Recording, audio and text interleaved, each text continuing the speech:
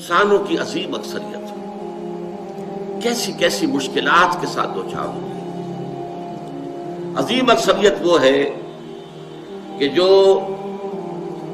کمر توڑ دینے والی مشقت کرنے کے باوجود 2 وقت پیٹ بھر کر کھانا نہیں کھا سکتے، جن کے بچوں کو علاج کی سہولت میسر نہیں، مشقت، محنت، تکلیف، نہ صرف محنت و مشقت و مشقت کے اعتبار سے تو ہم یہ کہہ سکتے ہیں کہ انسان بھی لدو اونٹ کے مانند ہے یا کولو کے بیل کے مانند ہے، لیکن حیوان اور انسان میں اس اعتبار سے بڑا فرق ہے۔ انسان میں احساسات، رنج، غم، صدمہ،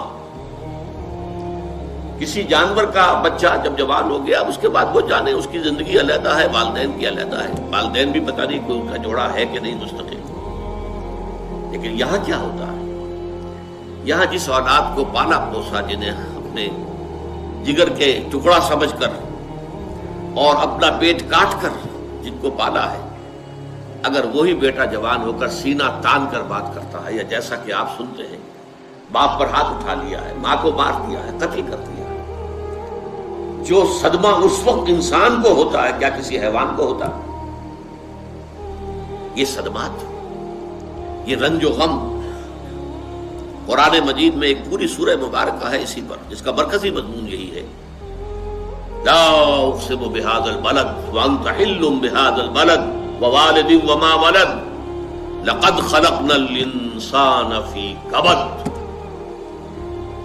میں جو ابتدائی قسمیں ہیں ان کو اس وقت تشریح نہیں کروں گا، اس لیے کہ وہ ہمارا اس وقت کا موضوع نہیں ہے۔ جس پر قسمیں کھائیں اللہ نے 3، لا اقسم بهذا البلد وانت حل بهذا البلد ووالد وما ولد، 3 قسمیں کھا کر بات کیا کہی؟ ہم نے انسان کو محنت اور مشقت ہی میں پیدا کیا ہے۔ محنت اور مشقت ہر انسان کا مقدر ہے۔ عام طور پر سمجھا یہ جاتا ہے کہ غریب لوگوں کے لیے یہ معاملہ ہے، نہیں، اصل میں محنت اور مشقت کی شکلیں مختلف ہیں۔ کوئی شخص دفتر میں بیٹھا ہوا مشقت کر رہا ہے، کسی کی ذہنی مشقت زیادہ ہے، کسی کی جسمانی مشقت زیادہ ہے۔ یہ جسمانی مشقت والا جو ہے تھک ہار کر رات کو سوتا ہے تو صبح کی خبر لائے گا، وہ پوری طرح ٹانگیں پھیلا کر سوتا ہے۔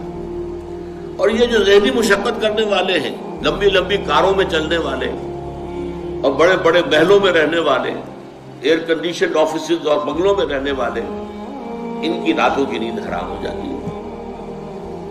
ان کو جو مسائل درپیش ہوتے ہیں، انہیں جو صدمے ہوتے ہیں، انہیں جو فرسٹریشنز ہوتی ہیں، یہ نقصان ہو گیا ہے، یہ معاملہ ہو گیا ہے، فلاں نے یہ کر دیا ہے، فلاں پرابلم پیدا ہو گیا ہے، یہ ساری چیزیں جو ہے یہ اس غریب مزدور کے لیے نہیں ہوتی۔ آپ کو معلوم ہے ہپنوٹکس کی ضرورت جو ہے انہی عمرا کو ہوتی ہے، سیڈیٹیوز کی ضرورت انہی کو ہوتی ہے، ٹرینکولائزرز انہی کو چاہیے، انہیں نرم گدیلوں کے اوپر نیند نہیں آتی۔ تو مشقت اور محنت ہر ایک کے لیے ہے۔ صدمہ، غالب نے بہت خوب کہا تھا، قید حیات و بند غم اصل میں دونوں ایک ہے، موت سے پہلے آدمی غم سے نجات پائے کیوں؟ یہ انسان کا مقدر ہے، یہ تو ہو کر رہنے والی شے ہے۔ غم تو رہے گا، صدمہ رہے گا۔ آپ کو شاید یاد آیا ہو، ایک بڑی عظیم ہستی گزری ہے انسانی تاریخ میں، گوتم بدھ، کپل وستو کا شہزادہ، at the prime of his youth, 30 برس کی عمر، اس نے مشاہدہ کیا لوگوں کو، لوگ دکھوں میں ہیں، لوگوں کے لیے مصیبتیں ہیں، لوگوں کے لیے تکلیفیں ہیں۔ ایک اندھا آدمی دیکھا اس نے چلتا ہوا جو ٹھوکر کھا کے گرا اس کے نگاہوں کے سامنے، اس نے سوچا یہ کیا ہو رہا ہے، کیوں ہے یہ اندھا کیوں ہے؟ کسی کو اندھا پیدا کر دیا جاتا ہے، پیدائشی اندھا۔ کسی والدین کے سامنے اس کو بچہ جو ہے دم توڑ رہا ہے، کچھ نہیں کر سکتے، ٹک ٹک دیدم دم نہ کشیدم، جا رہا ہے تمہارے ہاتھوں میں سے، نکل رہا ہے، جا رہا ہے۔ قرآن مجید میں بھی سورہ واقعہ میں قسم کھائی گئی ہے، فلولا ان کنتم غیر مدینین ترجعونها ان کنتم صادقین، واپس لے سکتے ہو تو لے لو، موت کے پنجے سے چھڑا لو اگر تمہارے اندر کوئی طاقت ہے۔ نہیں، جا رہا ہے، رو رہا ہے۔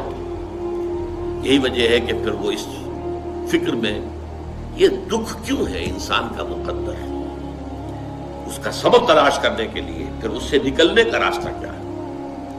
اس سے نجات کیسے ہوگی؟ نروان کیسے ملے گا؟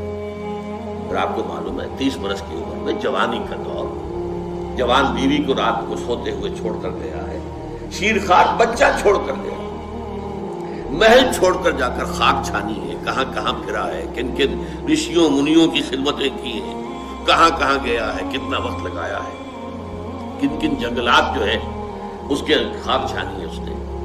بہرحال اسے کیا ملا کیا نہیں ملا یہ میں اس سے بحث نہیں کرتا، اس لیے کہ ظاہر بات ہے کہ وہ حضرت مسیح علیہ السلام سے بھی قبل کی شخصیت ہے، اور اکثر لوگوں کی تعلیمات بگڑ گئی ہیں۔ حضرت مسیح علیہ السلام کی تعلیمات اگر قرآن مجید ہمیں نہ بتائے تو ہمیں کیسے معلوم ہو کہ ان کی اصل تعلیم کیا تھی؟ عیسائی جس مسیح کو ماننے والے ہیں اس مسیح کو تو ہم نہیں مانتے، اللہ کا بیٹا تو ہم نہیں مانتے، لیکن اگر قرآن مجید واضح نہ کرتا تو ہمیں کیسے معلوم ہوگا؟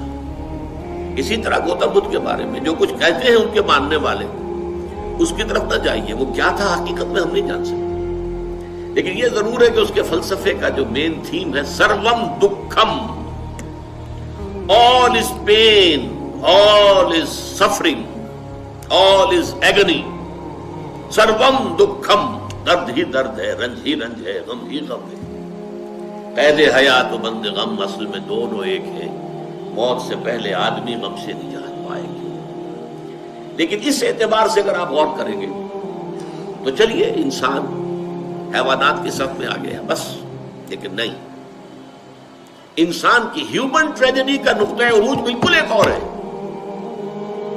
مرنے کے بعد پھر اٹھایا جائے گا، پھر جواب طلبی ہوگی، کیا کرتے رہے زندگی بھر؟ تم نے حقیقت کو پہچاننے کی کوشش کی؟ تم نے حق پر چلنے کی کوشش کی؟ یا تم نے ظلم کیے، زیادتیاں کی، ناانصافیاں کی؟ آؤ حساب دو۔ حیوان سے یہ محاسبہ نہیں ہے، نباتات اور حیوانات اس سے بری، انسان ہے۔ اس پر بھی ایک سورت ہے قرآن مجید کی، سورۃ الانشقاق، یا ایھا الانسان انک کادح الی ربک قدحا فملاقیہ، اے انسان تیرا معاملہ یہ ہے تو مشقت پر مشقت جھیل کر، تکلیفیں پر تکلیفیں برداشت کر کے پھر ایک دن اپنے پروردگار کے حضور میں حاضر ہوگا جواب دہی کے لیے۔ ثم لتحسبن بما تعملون، حضور کی ایک خطبے میں جو الفاظ آتے ہیں، واللہ لتموتن کما تنامون، خدا کی قسم تم سب مرو گے جیسے کہ ہر روز شام کو سو جاتے ہو، رات کو سو جاتے ہو، یہ نیند بھی موت کی بہن ہے۔ ثم لتبعثن کما تستيقظون، لیکن پھر جیسے روزانہ صبح بیدار ہوتے ہو ایسے ہی ایک صبح قیامت آئے گی کہ سب اٹھا لیے جاؤ۔ ثم لتحسبن بما تعملون، پھر تمہارا محاسبہ ہوگا، that grand accountability، وہ مسئولیت عظیم، پوری زندگی کا حساب، چھوٹی سی چھوٹی باتیں۔ وَمَنْ يَعْمَلْ مِثْقَالَ ذَرَّةٍ خَيْرًا يَرَهُ وَمَنْ يَعْمَلْ مِثْقَالَ ذَرَّةٍ شَرًّا يَرَهُ، ذرے کی ہم وزن نیکی ہوگی وہ بھی سامنے پاؤ گے، اور ذرے کی ہم وزن بدی ہوگی وہ بھی سامنے پاؤ گے۔